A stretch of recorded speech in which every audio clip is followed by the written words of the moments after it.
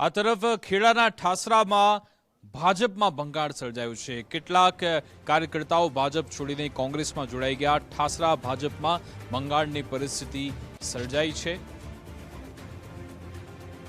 100 જેટલા કાર્યકરો ભાજપ છોડીને કોંગ્રેસમાં જોડાઈ ગયા। ઠાસરા તાલુકાના આગરવા ગામના લોકો કોંગ્રેસમાં જોડાયા। સરપંચ પતિ ભૂપેન્દ્રસિંહ રાઠોડ સહિતના કાર્યકરો કોંગ્રેસમાં આવ્યા।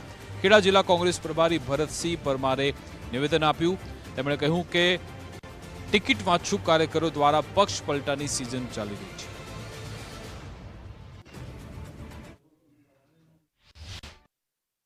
સમગ્ર ખેડા જિલ્લાની અંદર અને ઠાસરા તાલુકાની અંદર પણ કોંગ્રેસનું એક સરસ મજાનું વાતાવરણ ઊભું થાય છે કે અનેક કાર્યકરો કોંગ્રેસમાં જોડાવાના છે અને કોંગ્રેસે નક્કી કર્યું છે કે કોંગ્રેસ પક્ષમાં જે ઉમેદવારને ઉમેદવારી કરવી હોય અને ગામ લોકો જેને નક્કી કરે કે ભાઈ આ અમારા ગમતા ઉમેદવાર છે, કોંગ્રેસની વિચારધારા સાથે રહીને કામ કરે એવા વ્યક્તિ છે, એને અમે સહર્ષ આવકારીએ છીએ અને હજુ પણ ઘણા લોકો કાર્યકર્તાઓ કોંગ્રેસમાં જોડાવાના છે।